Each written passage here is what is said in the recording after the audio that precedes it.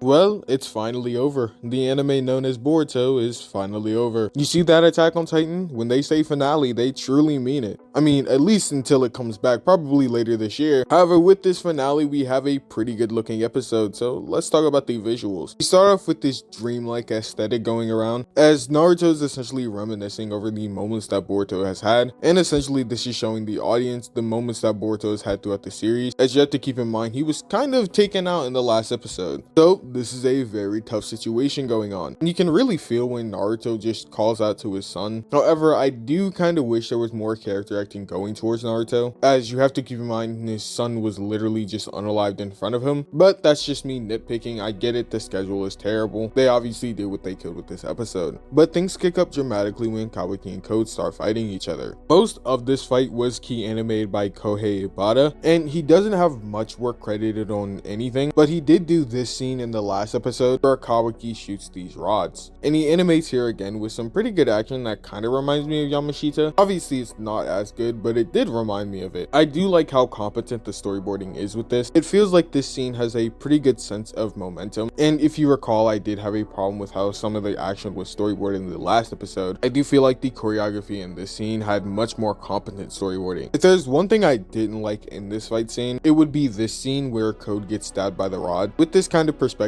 and obviously Code wearing all black, it is pretty hard to actually make out where the rods are coming from, as you can't really see them in the scene. Obviously you can see Code maneuvering back and forth as he's getting stabbed with them, but that would be a gripe that I have with this scene. And the rest of the scene is some pretty good effects animation. However, I also don't like how Kawaki's face is drawn here. It's very weird. The effects are really nice, key animated by JJ, who has worked on several scenes in Boruto and has done some stunning effects animation. This is honestly just a regular for this man. The effects are stunning, really good smears, really nice timing, and I love the cubic debris. Obviously it's not as super well animated as Kawaki doing this in 189, but with the production this show has, I'll take what I can get. Most of the rest of the episode that we see is pretty standard in terms of animation, with nothing that stands out too much. It's pretty standard. However, the last portion is pretty nice. Obviously Boruto and Kawaki are drawn differently here. The areas especially around their face are a lot thinner and taller, and it's clearly characters were changed up here to obviously match their time skip look that we saw at the start of the series, as it's once again hinting at it with some pretty nice fabric and hand animation. And while not being animation based, I do like the lines they say here, especially from Kawaki. Not giving spoilers, but these are some of the most crucial lines that are going to come into play in the manga and are playing out in the current manga right now. So I think it's a nice hinting and foreshadowing of what's going on. However, with them flashing forward to their adult selves, they lead us into the end of this finale of Boruto, which I do think it was a pretty good episode, visually speaking, by the way. It's really weird how we're wrapping up this portion of the Boruto anime, but if we're talking about how the adaptation was as a whole from start to finish, while there was a lot of filler to get through, there were some really well animated fillers, especially near the beginning portions, and 90% of the manga canon content was really well adapted. I really hate when people say that the Boruto anime wasn't doing the manga justice, because outside of some mishaps with the Code arc and some fights here and there that weren't adapted, a great deal of the most important moments of the series were adapted in top tier quality,